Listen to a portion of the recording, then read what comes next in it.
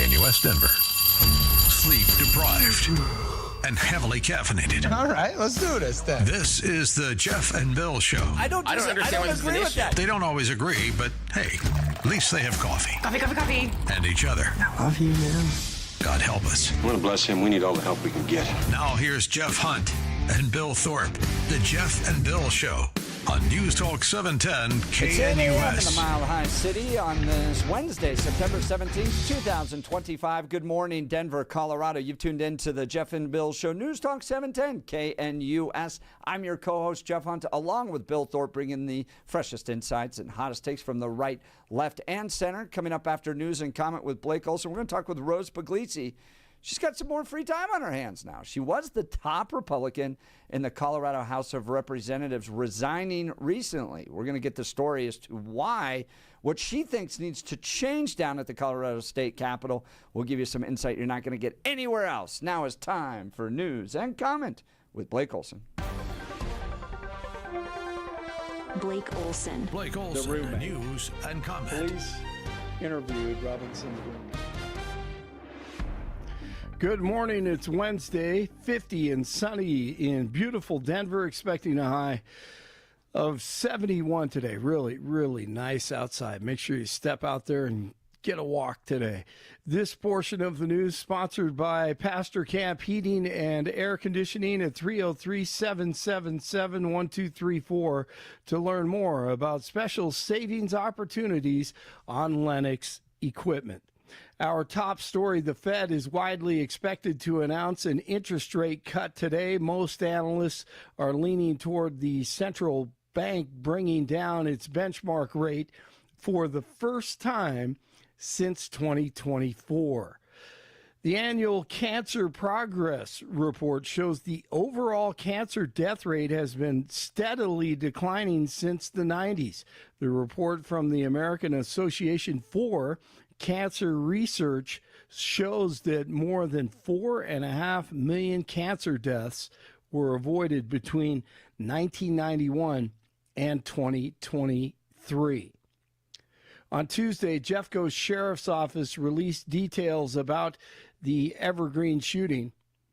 The Jefferson County Sheriff's Office says the first officers on scene arrived at the school 2.5 minutes after calls started flooding 911. In a statement, the office says the shooter unloaded about 20 shots, first inside the school, hitting the first victim, then outside after he left the school, crossed the football field, and shot a second victim. Both victims are still hospitalized. I'm Connor Shreve. Thank you, Connor. DJT is slamming a Biden-era investigation into Turning Point USA. The president is taking aim at the investigation into the nonprofit on Truth Social, writing, quote, "They tried to force Charlie and many other people and movements out of business." Trump has previously criticized Smith and the Biden administration after they launched an election interference probe of Republican-led organizations and donors who supported the president. A week ago today, Kirk was assassinated. Mr. Robinson, for count one, aggravated murder, a capital felony in violation of Utah Code annotated 76-5-202, in that on September 10th, 2025 in Utah County, the defendant, Tyler James Robinson, intentionally or knowingly caused the death of Charlie Kirk under the following circumstances. The defendant knowingly created a great risk of death to another individual other than Charlie Kirk and the defendant. Notice conviction of this offense may carry the death penalty. Tyler Robinson appeared in court and has been charged with the murder, of course, and the State Department is denying visas to anyone celebrating the death of Kirk. The president and vice president will speak at the memorial service Sunday in Glendale, Arizona at State Farm Stadium, and will also feature remarks from Erica, Marco Rubio, RFK Jr., and Pete Hegseth. Utah County DA read the text messages from Robinson to his transgender boyfriend sent after the assassination. The following text exchange then took place. After reading the note, the roommate responded, "What? You're joking, right? Robinson, I am still okay, my love, but am stuck in Orem for a little while longer yet. Shouldn't be long until I can come home, but I gotta grab my rifle still. To be honest, I had hoped to keep this secret till I died of old age. I am sorry to involve you. Death penalty. Did you see the ABC guy? You know what? I have not watched the entire thing. That one slipped by me. I've got to check it out. Matt, I forget his last name, but Doesn't generally matter. pretty talented guy. I've watched him on 2020, all that stuff. But he comes out with this weird take where he goes, "I was surprised by the intimacy of their language." But in those text messages, yeah. In the text messages back and between the shooter and his trans lover. The ABC correspondent is talking about the intimacy, and you're just going, "What a weird take, dude!" Matt Gutman, I think is his name. Matt Gutman, that's right. I got to check that out. I saw it up on this other monitor. I meant to go check it out. I'll try to get it by next hour if I could. But it was ABC, correct? Yeah, it was Matt ABC Gutman. He says they were very touching remarks, and jeez. There's also Dude, that's irrelevant. There's also an element out there running around saying these aren't real. This thing's been generated. I think those text messages are 100% real because you got people that are. Look, you're not right in the head if you're going to go assassinate a political opponent, right? To begin with, and his obsession with trying to get the gun back and bouncing between these kind of remarks about how much he likes his trans lover versus and then trying to get the gun and bouncing back and forth and all that stuff. And his dad, and his grandfather's my grandfather gun. Yep, It's like all over the place. You're like, yeah, dude, there's. His dad saw the photo of the gun, recognized the gun. It was his grandfather's gun. He wanted to make sure, he knew. Yeah. He knew right then he was busted. We got a text message here, 5486. The text thread is straight out of a government computer. Whatever. Okay. Come on, 5486. Don't buy that. Do not buy that. He's probably going to tell me that there wasn't a transgender, quote-unquote, community in that area that didn't wear furries either. That's a deal with a lot of these people. They knew it was going to happen a day before, a bunch of them. Father Josiah Trenum on Tucker last night as they remembered Charlie, and the priest says there is some light. Young people are flocking to Jesus. I've never seen, I've been a priest for almost 33 years. I've never seen the radical interest in faith that we're seeing right now. I'll tell you, if I use my parish just as a little example, I have maybe, I don't know, little more than 1,000 active parishioners that are here regularly. And over the years of my ministry, I've catechized, I've instructed and prepared people for baptism, maybe 20, 30, 40, a really great year would be 40 people. I have over 200 people in catechism right now. And this is happening all across the country. Great news. The left hates hearing that. DJT and the First Lady attending a state banquet hosted by King Charles at Windsor Castle today. The visit includes a carriage procession with King Charles. The hearing with the FBI Director, Kash Patel, continues today. I'll play just a few seconds of this with Cory Booker. Goodness gracious. That rant of false information does not bring this country together. If you want to work on bringing this country, it's my time, not yours. My God. If you want to talk about dividing this country, it is I follow you on your social media posts that tear this country apart. To address your falsehoods. Oh, you can try all you want in this country. To not take responsibility for what you have said. Sir, you're making a mockery of this committee. Booker. Oh, my God. That dude. All of them. I mean, he's not afraid of the FBI because he knows that he had his claws in it the last 4 years, and there's so many the undercover deep state working with him. Yeah, of course he's not. He's not afraid of the FBI, even though all of us were afraid of the FBI the last 4 years. That was bad. It's going on again this morning. 49 in Aurora, 47 in Golden, 50 in Denver. Jeff and Billy continue. Blake Olson, News Talk 710 KNUS. We'll be on the backside of low pressure today, so it's still going to be a little cool, unsettled, and there still will be a few showers and thunderstorms around before better weather moves in Thursday and Friday.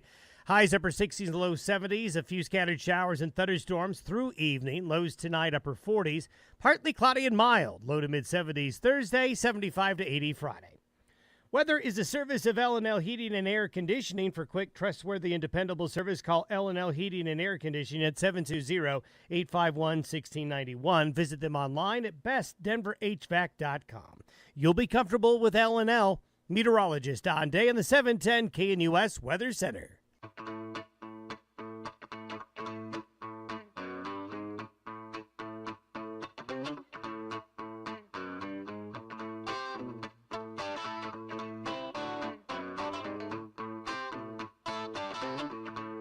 Welcome back to the Jeff and Bill Show. Hard news for many of us that follow politics the other day to see Rose Pugliese resigning her role as the top Republican in the Colorado House of Representatives, and of course the media running out there.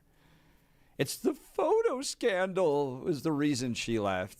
They didn't even read what she wrote to begin with. And to give us some perspective and some insight and to tell us what's next for her, great friend of the show, glad to still have her involved, Rose Pugliese. Good morning. Yeah, good morning. Good morning. Good morning. Thank you so much for giving me this opportunity to talk to you all and your listeners about the truth. Well, let's get into it. You announced your resignation. Is it immediate? When will that take place? And then more importantly, why? So it took place on Monday. So yes, I am no longer in the legislature. You know, it was really a culmination of a lot of different events. You know, I'm a single mom. I raised 2 kids all by myself. I have 3 jobs outside of the legislature, and I'm incredibly passionate about saving our state, right, as we all are. And so, you know, over the last, I would say, probably a couple of months, I've been really trying to figure out if this was the right path for me, and especially for my kids. And so, you know, it was a rough special session, not just the photo incident, but there was actually, and I talked about this on the House floor, there was on that Sunday, I believe, one of my children had called because somebody was banging at the door, and I had left early in the morning, and somebody was coming to hang out with them for the rest of the day, but hadn't gotten there yet. And my cousin lives down the block, but they were crying and upset and scared, and I was on the phone with them. And, you know, CSP was amazing. They made sure somebody came out. My cousin was there in just a few minutes. But in that time that I was on the phone with them, and they were upset and they were scared, and I was far away. And, you know, the special session was rough in a lot of different ways, especially because Republicans were completely discounted in the process. And so, you know, all of that and, you know, the last day and how the Democrats lied and questioned my character and integrity, which I think is just wrong. And then, you know, this last week was really rough. And it was rough on my kids as well. You know, they watch the news and they see what's happening. And, you know, I think at that point, it really was just taking some time to think about what is best for my children. How do I keep them safe? How do I spend more time with them? And really, it came to the point where I said, you know what, I think I need to take this step. I've been in church a lot and prayed. I'm incredibly faithful. And I think, you know, I left the House in a much better place than I found it. I broke the supermajority, broke fundraising levels. And I think the House still has a lot of great opportunity. But maybe it's time for me to take a different path. And I think God's maybe open other other ideas for me. So I'm not out of the fight, though. I want people to know that. I'm not giving up on the fight. The fight is still real. We have got to save our Colorado for our children. But I think there's other ways to fight that might be more productive and give me the time I need with my children. And I think that's important for people to understand, because for many of us that are involved in this cause, it's a calling from God. It's the way we're wired. Believe me, I would much rather live a quieter life. But for whatever reason, the Lord's like, go debate tax policy and do it on the radio with your co-host for the whole city to hear. And I'm like, all right, well, that's what we'll do. So you get this calling to engage in the debate. Serving as a representative in the State House is one aspect of that. So I'm so glad to hear, Rose, that you're still going to be involved and find other avenues to do so. But it's hard. I mean, I talked to my friend Brandy Bradley about this. What she faces, the constant threats, the working a job. Just imagine this. Working a job where a majority of your colleagues don't want you there, have all the power to be able to shut you down, and your job is really only to try to raise awareness to the stupidity of all of the decisions that they're making. Could you imagine working in a job like that? You'd hate it. And so I understand why people go out. Being a member of the state legislature is difficult right now. Give people insight into what just like day-to-day life is like when you're part of a minority like Republicans down at the Colorado State House, what you have to deal with, what you deal with from the other side, and then just having colleagues that have all this power to do whatever they want. And they're not necessarily the nicest people. You know, it's really interesting. I was talking to some people about this. You know, when I was growing up in politics, right, when I was a county commissioner involved in legislation, it used to be where legislators strive to be statesmen, right? You wanted to leave your legacy as someone saying that you were a statesman, that you really cared about the policy and the people, and you did the right thing. Now is more about being social media famous. And I think for me, just honesty and integrity means so much to me. And I think what I'm really disappointed about is, you know, the Democrats, and it's really interesting, you know, when they put forward these this misinformation or just straight up lies, and then they get caught in those lies, they just double down on the lie. And I think for me, like, especially as a very faithful person, I think that has been really a struggle for me. But, you know, we have been censored. We've had a list of words where we can't say certain things in the well. We have been shut down. You know, we're in the minority. And they always say, and, you know, Steve Woodrow said this on your show when we were at IHOP, right? The majority gets their way, but the minority gets their say. And I agree, but we get our say until the Democrats are tired of hearing from us, and then they shut us down. And that's just not the way that policy should be made. And this special session was incredibly frustrating because Republicans have ideas too. And instead of being brought in and brought to the table, we were completely shut out. We were shut down. And so you have to really consider, you know, that day that I was just telling you about with my children, I sat there on the floor and said, what am I doing here? You know, my kids are afraid at home. I'm far away. And the Democrats don't want to hear what I think anyway. And I really, really, really want to represent my people, and I want to do a good job. But, you know, it's really hard to do it when your hands are tied.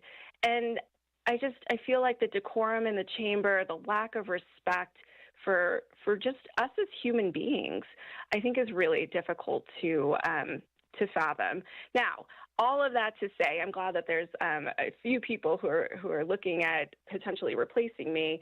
The fight is still the right one. We need good people in the legislature. We need people and to represent the voices. But it is definitely a challenge. And what we really need to do is restore balance in Colorado. And I'm completely committed to restoring balance, especially in the House and Senate. That's Rose Pugliese. Up until this week, she was the top Republican in the Colorado House of Representatives, serving as the House Minority Leader. Let's talk about that role. Prior to you, Patrick Neville, a little bit of a different leadership flavor. Let's talk about what you think is necessary for that role? You've watched it. You've led it. I think you did a fantastic job, Rose. So what's important there in that position? Well, thank you. I really appreciate that. I think there's two challenges, and it doesn't matter if it was Patrick or Hugh or Mike Lynch. There were a few leaders before me, but unifying the caucus, I think, is definitely sometimes a challenge. We all represent our constituencies differently. And I think it's really important that we recognize that all of our constituencies are different. And so I think, it's always a challenge. I think I'm incredibly proud of my caucus. They have always come together. And while we didn't always agree all of the time, we were able to have those conversations and then go out on the House floor and fight for the policies that we believed in. And so I'm so incredibly proud of them. And then fundraising, I was able to break fundraising numbers with all of our allied partners. And, people had faith in my vision, and I am so incredibly grateful for that. But the vision's still the same, whether I'm at the helm or not. And so we need to make sure that people are investing in the House. We need to keep our 3 seats. Hopefully we gain back a few more and start marching to the majority. And so the next leader will have definitely a challenge. But I think I believe I have laid a good foundation for them to continue to build our caucus up. That's Rose Pugliese, formerly House Minority Leader. We are mourning just like you that she is stepping down, but she says the fight is not over. She's taking time and choosing a different path. She's outlining that with us. Now, Rose, what I've got to ask you is, with your time in the legislature, what has been 1 or 2 things that you are most proud of? What are those things looking back on the legislature? You talked about the idea of you went and you fought and it's no longer a supermajority, but I'm talking about some individual moments or achievements. It could be something big based on legislative action, or it could be something small, just the idea of going to one of those liberals and getting them to go, you got a good point there. What are those things you're going to take away as you leave our state legislature that you're going to hang on to as those good memories? As I've been reminiscing with people about some of my bills, a majority of the bills that I've passed, actually almost every bill I passed, except for one, was bipartisan, and one was an all-Republican bill, which we don't really talk about, but it was a really good bill around property tax. But I think for me, the shining moment for not just me, but for all of us in Colorado was when Senator Kirkmeyer and I led the fight against Proposition HH, and that we were able to mobilize our grassroots and really get to the people and defeat the Democrats and all of their money and the governor. And 60-40, not just like a defeat, but a resounding defeat. And I really feel like that was kind of the changing moment where people became hopeful again. And so I attribute some of the successes in the House to the fact that people had hope. They saw the vision, and they want to change Colorado. And so Proposition HH, that was really a really good step. And then what happened next was a special session on property tax that was bipartisan, where we were actually able to lower property taxes, Republicans and Democrats together. And so for me, I'm incredibly proud of that work. It was a long journey, but I'm incredibly proud of that. And then I would say, not everyone in my caucus agrees with me all of the time, and I appreciate that.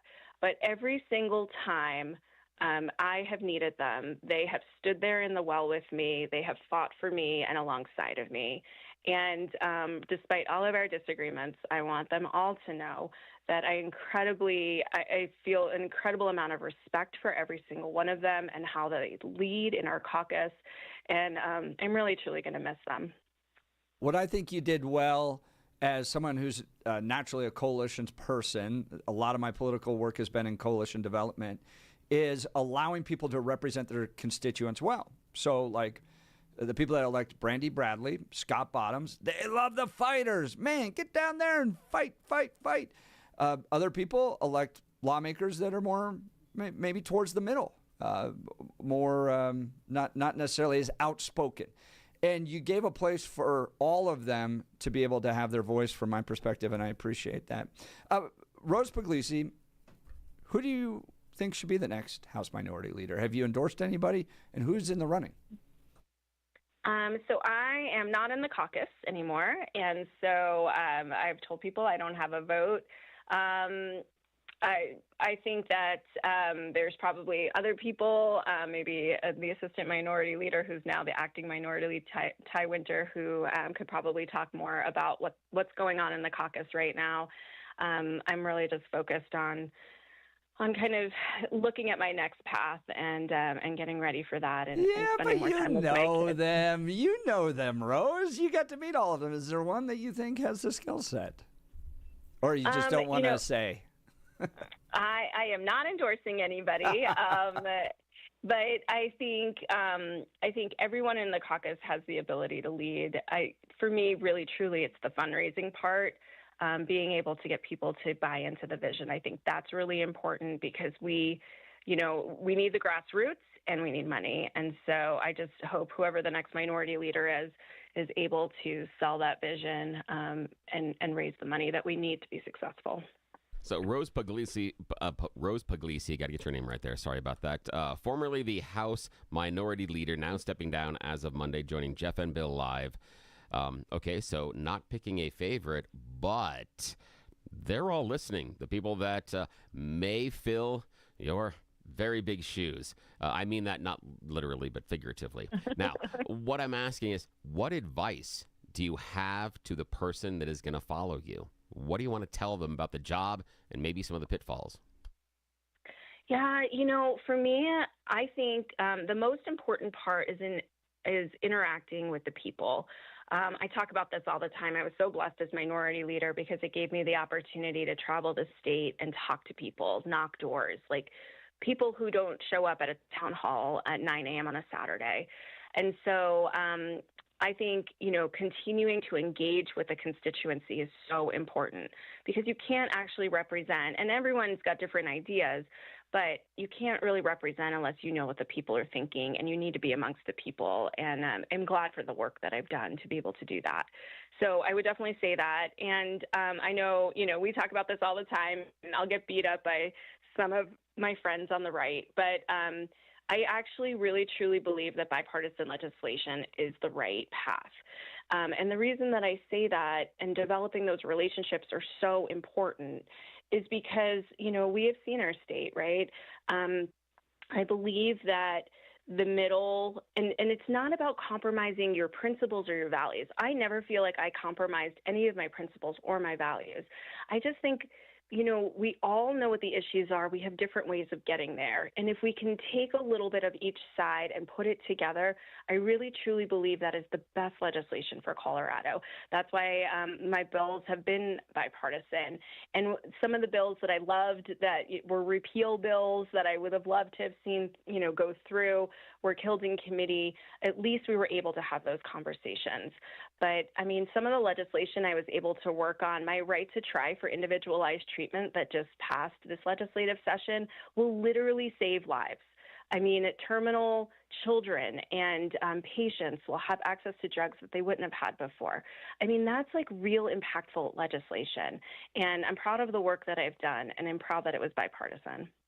It's Rose Pugliese, formerly the House Minority Leader. That was the top Republican in the Colorado House of Representatives, resigning and listing one of the major reasons to just make sure she's at home with her daughters during these formidable years. And I hope everybody understands this is really important. When you get the political leaders of the state off the stage, maybe hanging out, having a beer, talking about life, conversation often goes to family.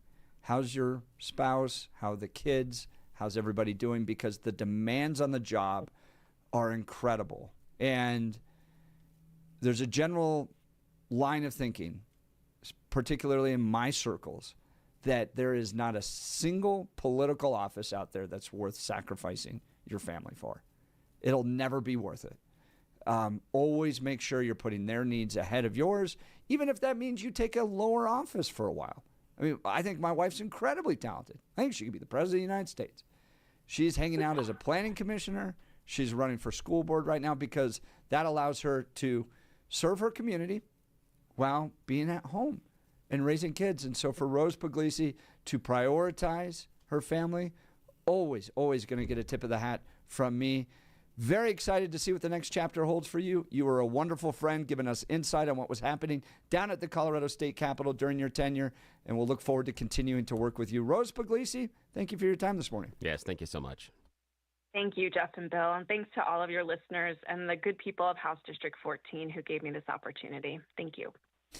All right, we'll continue. If you're looking for a good place to eat, how about Black Eyed Pea of Colorado, locally owned and operated by Stephen Michelle. I absolutely love this restaurant. My entire family does. It's home-style cooking at its best, 8 locations. There's sure to be one near you. Bottom line, you want to take the family out to eat at the Black Eyed Pea. Go online at blackeyedpeacolorado.com. Check out their featured menu that they run throughout the different seasons in Colorado. They have special barbecue, burger menus. They've got potato menus and more. They've built a reputation in Colorado for the best home-cooked meal away from home. They do catering as well. If it's a dinner party, rehearsal dinner, wedding reception, or company event, make it a success with Black Eyed Pea Catering. And no matter what the occasion, Black Eyed Pea gift cards are always great. For your special someone, birthday favors, or holiday presents, they have you covered. I love everything about this restaurant. I know you will too. Support local. Keep it in Colorado. Make it Maha and visit the Black Eyed Pea near you. All right, phone lines open, text lines open. Who would you like to see as the new leader of the Republicans down at the Colorado House? Some great ones up there. We'll talk about who's running, who you'd like to see. Feel free to give us a call, 303-696-1971. Text us at 720-819-5115. Would you like to see Ty Winter? Would you like to see Ken DeGraff? How about Brandy Bradley? Scott Bottoms is running for governor. Who would you like to see lead those wonderful Patriots, the Colorado House Republicans? You're listening to The Jeff and Bill Show. This is Denver's talk leader, News Talk 710, KNUS.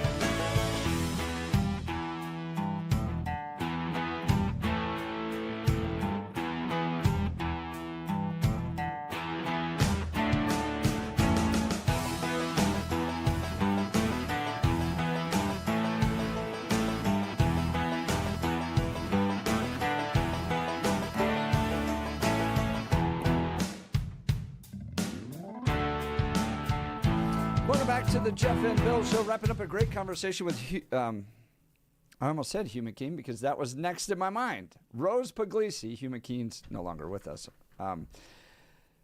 Rose Pugliese was the Colorado House of Representatives House Minority Leader. She was the top Republican down there. And she follows people like Mike Lynch, Hugh McKean, great guys.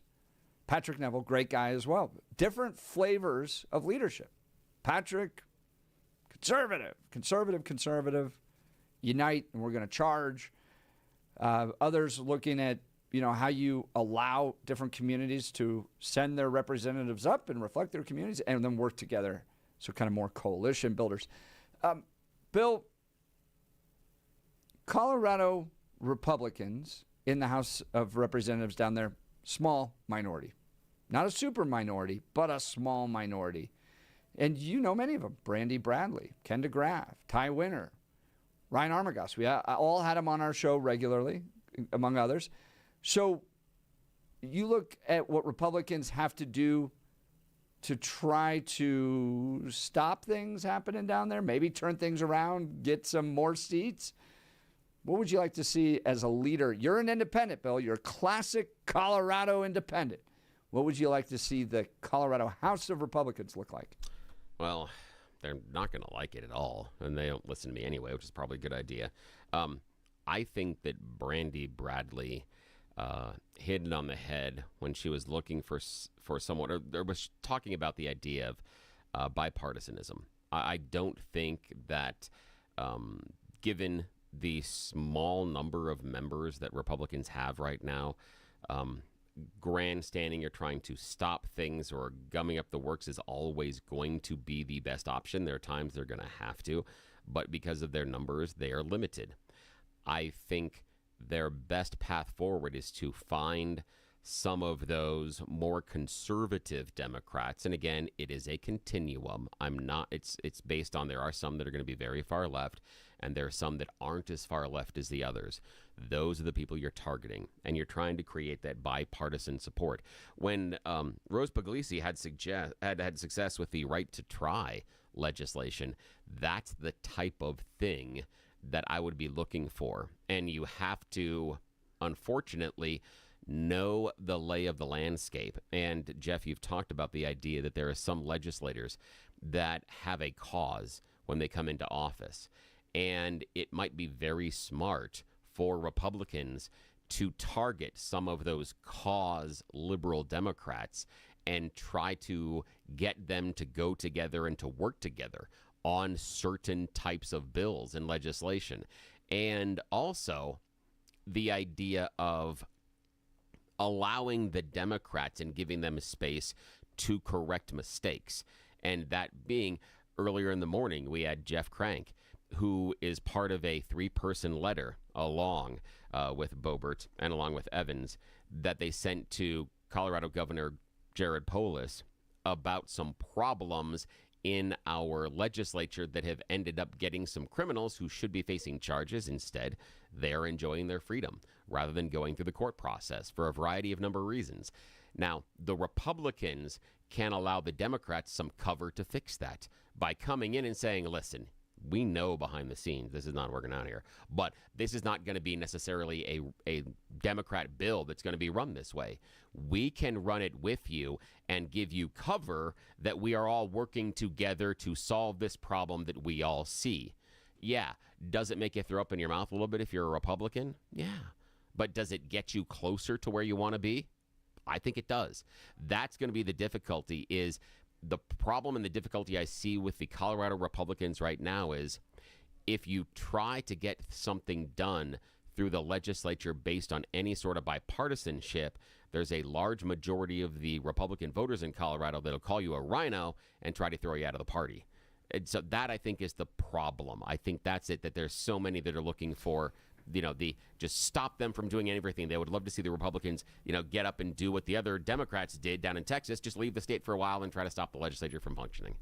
Yeah. So have you ever seen the movie Encino Man? Yes. Okay. I have. Do you remember the end of the movie where they're in the dance and the God, you're going way back. Let me think here. Okay. So there's a bully, and he's not nice, and he's kind of mean to everybody in the movie, and he discovers that Brendan Fraser is a caveman. Yeah.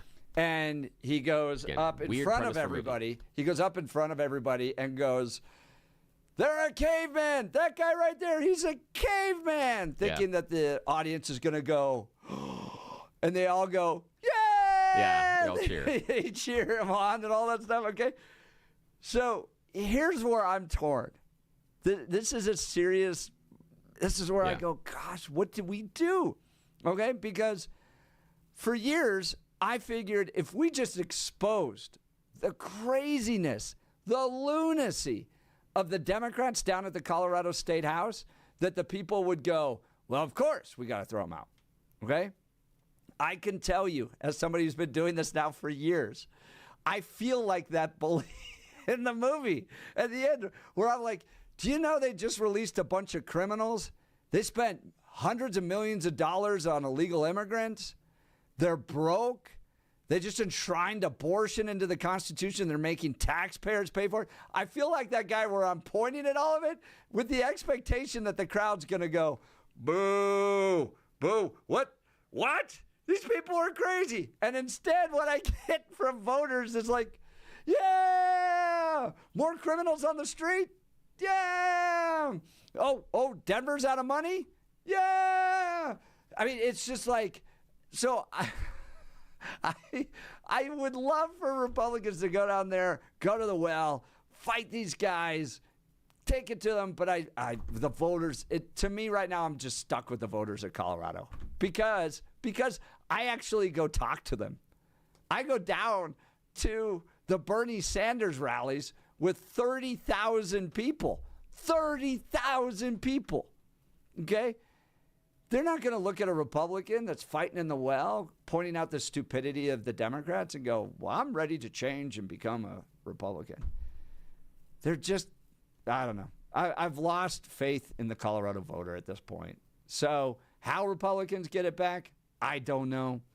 I'm not sure you could go down there and fight, and that's going to turn the Colorado voters. I'm pretty sure if you just didn't do anything, never showed up to the job, they wouldn't even pay attention either. They are set with Democrat policies. They love the Democrat policies. Their lives suck. We see that in the poll, and they still vote in Democrat policies. So I don't think they're rational to begin with. And God love them. God love those Republicans that are willing to go down there like Rose Pugliese and Brandy Bradley and Scott Bottoms and Ken DeGraff and Ty Winter and the rest of them and just deal with this lunacy, because no matter what you do, the voters of Colorado are like, we're going to keep putting in the idiots. Yeah, I view it more from the idea of that, because you see them cheering some of the bad decisions the Democrats make, and I'm not convinced they're necessarily cheering the bad decisions, but what they're saying is, even with the bad decisions made by the Democrats, the Republicans aren't talking to me. And what I mean by that, you're not understanding where the voter is, and you're not willing to meet them there. And I think one of the examples is what you talked about, the idea of enshrining abortion into the Constitution and having taxpayers pay for it. Yeah, I think you could probably get a lot of Colorado voters, I don't know if it's a majority or not, I don't have the numbers, to say, yeah, we probably shouldn't be funding taxpayer abortions. However, in a climate in which the idea of abortion was being floated as possibly being illegal based on a federal law, given where the Colorado voter is, they're going to want to protect the abortion rule. Now, the tax thing is something that the Democrats were able to slide in there to get something they wanted, in my opinion. But when the voter was telling the Republicans, your alternative of no doesn't work for us. And so my suggestion is that if Republicans wanted to, you got to get closer. You may have to plug your nose. You may not like it at all, but you have to prove to the voter that you're more reasonable where they are, and you have some other better ideas and solutions. Bill, you're too reasonable. Yeah, that's my problem. Look at the poll. They love AOC. That's Yeah, they where do. that's where Coloradans are going. Now, the only hope I have here is Joan from Lakewood texting in saying, "Wait and see. Watch the CSU rally. Maybe the assassination of Charlie Kirk will turn things around." But I go and talk to these people. If they were irrational to begin with, they'd be conservatives. I feel like I'm in the movie Idiocracy sometimes, wandering around these protests going, there's no hope. I can't reason my way out of this. I can't moderate my way out of this. I am stuck living next to dopey people who think Bernie Sanders and AOC are the result. They watch the state fall apart. They complain about it. And then they think the solution is to double down on the direction that we're heading. So, yeah, I don't have a lot of hope. Prove me wrong. Give us a call, 303-696-1971. Text us on the Dan Caplis Law Text line at 720-819-5115. Let's talk advanced hair restoration. For many of us, it's happening. Your hair's thinning. Your crowns might be disappearing. Maybe hair loss has you feeling your identity's lost altogether. Well, I got good news for you. It's an incredible yet simple one-day treatment that starts growing your own natural hair the very next day, and it's guaranteed to grow for life. It's the Advanced FUE from Advanced Hair. We've all seen the pills and lotions that come with monthly subscriptions. They help retain what you have, but what if what you want is your own natural hair permanently in specific areas? From Advanced Hair state-of-the-art facilities to world-class Dr. Tanya Pauls, it's not maybe your hair will regrow. It's guaranteed that your new hair will grow. You decide how much, how thick, and where. It's why Advanced Hair is the winner of Westward's Best of Denver. For your free consultation, $250 off and 250 free hair grafts. Call 720-459-HAIR, 720-459-HAIR, or advancedhair.com, advancedhair.com. Text messages in 1514. Compromise is a four-letter word in politics these days, Bill. Yeah, it is, and that's where we part of lost our way, in my opinion, because if you go back to how our founding fathers set up the legislature, it's built on compromise. That's why we have a bicameral legislature. That's why one is balanced equally based on number of states and the other one is balanced based on population and representation, because between the two houses there was supposed to be a way to come to a meeting between both sides of political parties. I mean, you had to realize that the country was founded on people fleeing a lot of personal and political persecution and religious persecution. They wanted to find a way to blend it together and to work together because they saw what happened over and over again when one group gets to say, I'm in charge, I get to make the rules, suck eggs. And that's what they were trying to set up, a way that created boundaries and guardrails that forced people of different ideologies to work together to get to the best solutions. And I still am of the opinion that when you force the two sides to come together because they have to carve off all the extraneous idiocy, you normally end up with something that is at least palatable to the majority of the voters in the population. But we have decided, as the texters pointed out, that it's a four-letter word. The idea of working together, cooperation, or bipartisanship is now an insult. How many times have we seen lawmakers be pilloried by their own party for having the temerity of even talking to the other side? Yeah, and then we're surprised why things don't work, because we are putting up roadblocks and preventing the way that our government was supposed to function from even functioning in the first place. Surprise! Give us a call. Join the conversation. You're listening to The Jeff and Bill Show. This is Denver's Talk Leader News Talk 710 KNUS.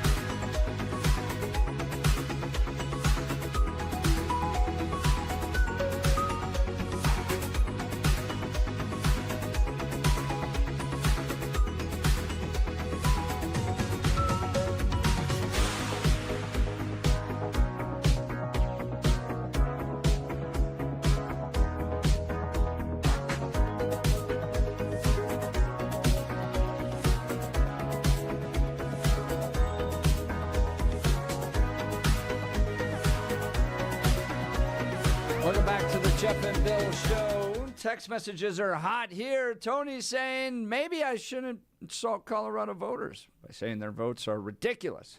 How about asking yourself why they won't even listen to Republicans? Maybe the fact that Rose Pugliese didn't have the cojones to call out that despicable member of her caucus that shared the picture and made those revolting comments. That's a huge problem. You Republicans don't seem to get. You won't call out misbehavior on your own members out of fear of losing a seat, or voters of all persuasions hate that. Well, Mr. Tony, here's my response to you. You are a perfect example, proving my point wrong. You are so concerned about a picture that Ryan Armagost took that ended up on a private chat with other Republicans. Was it right? No. Was it appropriate? No. But the state is crumbling. You have crime, spending out of control. No one can afford to live in here. Republicans all want to raise the taxes, and you're out, Tony. You're out is that Ryan Armagost took a picture and posted it on a private chat. I don't know how you reason with people like Tony. You're just set against Republicans, Tony. It doesn't matter. This state is falling apart by every metric. Nobody wants to live here anymore. People are leaving here. We're broke at the state. We're broke in the city. Businesses can't stay open. And your response is, I'm not going to vote for you because someone took a picture. I don't know, Tony. I don't know. I don't know how I reason. From where I sit, there are some things on Democrat sides of the aisle that should have been spoken about by Democrats, and that would be some of the behavior of Elizabeth Epps during the debate forums, and some of the behavior inside and outside the legislature of Timothy Hernandez. So, yeah, I think that just pointing at what happened with Ryan Armagost is a little myopic, personally.